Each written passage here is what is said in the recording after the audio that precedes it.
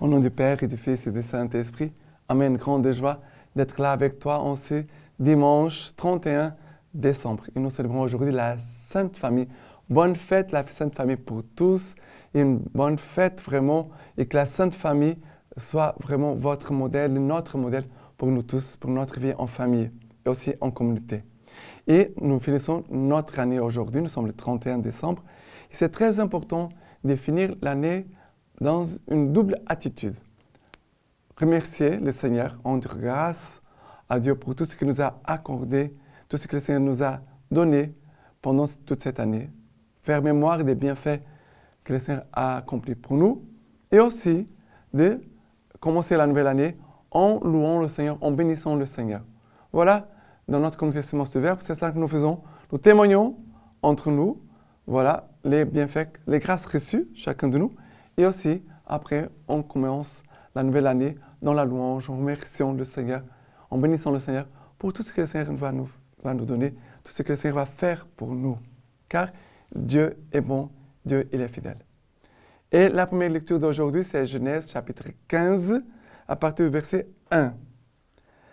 Après ces événements, la parole du Seigneur fut adressée à Abraham dans une vision. « Ne crains pas, Abraham, je suis ton bouclier, ta récompense sera très grande. » Abraham répondit, « Mon Seigneur Dieu, que me donnerais-tu? Je m'en vais sans enfant. » Abraham dit, « Voici que tu ne m'as pas donné de descendance, et qu'un des gens de ma maison héritera de moi. » Alors, cette parole du Seigneur lui fut adressée. « Celui-là ne sera pas ton héritier, mais bien quelqu'un issu de ton sang. » Il le conduisit dehors et dit, « Lève les yeux au ciel et dénombre les étoiles, si tu peux les dénombrer. » Et il lui dit, « Telle sera ta postérité. » Abraham crut dans le Seigneur, qui lui compta comme justice. Après le chapitre 21, à partir du verset 1. Le Seigneur visita Sarah comme il avait dit, et il fit pour elle comme il avait promis. Sarah conçut et enfanta un fils à Abraham, déjà vieux, autant que Dieu lui avait dit. Au fils qui lui naquit, enfanté par Sarah, Abraham donna le nom d'Isaac. Voilà qu'ici, cette histoire qui nous parle d'une fécondité, d'une postérité, d'une descendance. Abraham, il était âgé, Sarah aussi, et ils étaient stériles.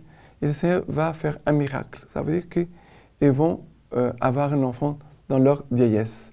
Et non pas seulement un enfant, mais le Seigneur promet une descendance nombreuse comme les étoiles du ciel. Une grande fécondité. Ça veut dire une grande bénédiction, une grande grâce. Le Seigneur déjà veut nous faire entrer dans cette louange en remerciant, car c'est le Seigneur qui vient à la rencontre d'Abraham et de Sarah. C'est Dieu qui va promettre, c'est Dieu qui va accomplir ce qu'il dit. Le Seigneur a l'initiative. Le Seigneur nous a aimés et nous aime toujours en premier. Et nous devons avoir cette attitude, quelqu'un qui accueille l'amour de Dieu, qui accueille sa parole, qui accueille sa promesse, qui croit comme Abraham. Le Seigneur, il est bon, il va faire pour nous des merveilles. Nous devons croire. Nous devons fortifier notre foi par la louange. D'accord? Et ici, le Seigneur va donner un enfant et Abraham va donner le nom d'Isaac. Ça veut dire Isaac, ça veut dire sourire de Dieu. Dieu m'a souri. À travers cet enfant, c'est Dieu qui me sourit, qui me donne la joie. Dieu veut nous donner sa joie pour cette année nouvelle. D'accord? Maintenant, le psaume d'aujourd'hui, c'est le psaume 105, à partir du verset 1. Rendez grâce au Seigneur, criez son nom, annoncez parmi les peuples ses hauts faits, chantez-les, jouez pour lui, récitez toutes ses merveilles, tirez gloire de son nom de sainteté, joie pour les cœurs qui cherchent le Seigneur. Recherchez le Seigneur en sa force, sans relâche, poursuivez sa face. Rappelez-vous quelle merveille il a faite, ses miracles et les jugements de sa bouche. Lignée d'Abraham, son serviteur, enfant de Jacob, son élu. Il se rappelle à jamais son alliance, parole promulguée pour 1000 générations, pacte conclu avec Abraham, serment qu'il fit à Isaac. Alors, ici il nous dit, rendez grâce au Seigneur, criez son nom, annoncez parmi les peuples ses faits, chantez-les, jouez pour lui, récitez toutes ses merveilles, très gloire de son nom de sainteté, joie pour les cœurs qui cherchent Dieu. Ça veut dire, ici, il nous est déjà dit quelle doit être notre attitude, non pas seulement au début de cette nouvelle année, en entrant dans cette nouvelle année, mais on doit garder ces dispositions, cette attitude dans notre cœur pendant toute l'année. Rendre grâce, annoncer ses faits, chanter pour lui, réciter toutes ses merveilles, tirer gloire de son nom de sainteté, joie pour les cœurs qui cherchent Dieu. Nous devons garder ça comme un chemin spirituel pour notre nouvelle année 2024. D'accord?